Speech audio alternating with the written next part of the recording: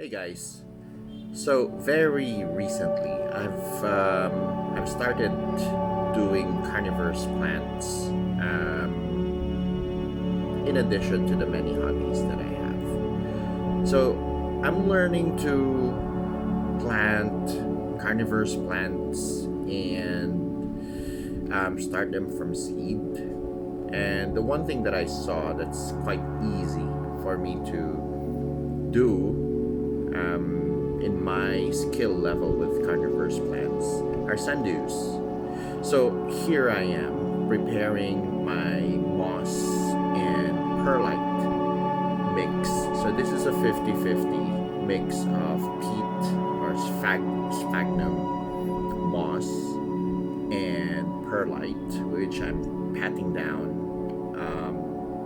to absorb all the water. I've washed this perlite and I've washed the moss just to get rid of any additional, nutrients that might harm our Drosera seeds. Now, carnivorous plants live or thrive in an environment that has zero nutrition, and moss is the best for them. The perlite is added just to aerate and to provide drainage to the roots, but they like to thrive in a very wet environment. So here I'm preparing a few tubs of my seedling, starters. So the first one that I have done was to transplant some of the older Droseras already that I have been given. They arrived in a pretty bad shape, so I need to repot some of them. And this right here is for my seeds to start with. So I've got two types of Drosera. The seeds that I'm doing are DROSERA SPATULATA, and the other sundew that I'm transplanting. I don't quite know what the scientific name for that sundew. It's this one. Like I said, I'm a total beginner with carnivorous plants. I know the basics. So first you have to feed them distilled water only, reverse osmosis water, rainwater, or any water that does not contain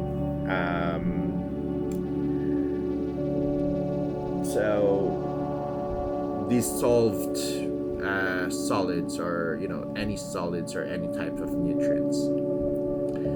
So yeah, wetting the soil, because seeds are practically microscopic in size. They're very, very small, as you will see in a short bit. But for this little pot right here, I'm transferring a few of those from the black pot. Now they've arrived this way. They're actually in pretty bad shape when they arrived. So this is well rooted, so I'm just gonna fix the root of that. But the smaller ones have been uprooted, so I need to give them their own pots now, and this is where they will thrive. Yeah, I've got a smaller one right there, which could sit in the center of this pot. And this I will fix for a little later. So yeah, excuse the whatever you see on the video, flip flops and all that. This is the sunniest part of my farm hut that I can find to do this video. So there we go. So it's as easy as that. You take out the entire root tendril, stick it in your moss and perlite mix, give it some good watering with distilled water or rainwater, and pray to high heavens that they survive. pretty much. So this pot, I'm just fixing it so it can stand upright. So the package, the courier company mishandled these plants really badly, so they came in really bad shape, and so I have to first aid them so they can continue surviving. And we stake it to the ground, and we should be all fine. Right, so that looks okay now. These look great. Let me move on to showing you how to plant from tiny seeds. So yeah, the important thing here is to prepare and make this mix really wet, because that's how your seeds are gonna be in contact with the planting medium, and pat them down really nicely. Adding a few more perlite. In retrospect, I shouldn't have, because the seeds might get stuck in the perlite and not generate as a result. But you know what? Hey, this is the first time for me planting seeds of Drosera spatulata, spoon-leaved sundew. It's very pretty, and I like it. Amongst all the carnivorous plants I have, I kind of like how the Drosera spatulata looks like. So these seeds I have collected from a previous Drosera spatulata plant that I have purchased from one of my trusted carnivorous plant sellers. He sent me a live plant with flowering stalks already. I let it ripen a bit and dry a bit, and harvested the dried flowers. And as you can see, it has hundreds of seeds, and the only way for us to be able to spread it on the medium is through a white piece of paper. The seeds are very tiny. It's nearly impossible to do it by using my very fat fingers. Obviously, I can't use tweezers as well because it's going to take time. And so this is the best way that I can think of to spread my seeds. There they are. Well, that's a flowering stalk.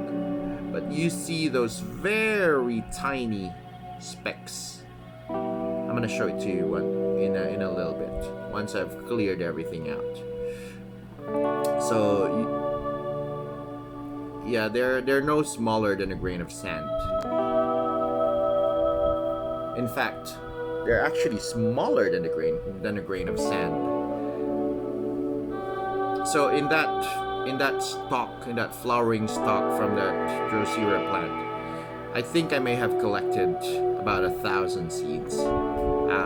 There's plenty. And so yeah, here we go. So we spread. Now when you're doing this, you've got to be very careful and make sure that there's no wind, because once it blows in the wind, you can say goodbye to your Drosera seeds. So there we go. We just do a little tap of the paper, make a nice little channel, and see how tiny they are. So do a little tap and then move it around like so. You can probably say 10 Hail Marys to make them grow. But yeah, there you go. Easy as that. Obviously, we need to spray this a little bit with water just to make sure that there's good contact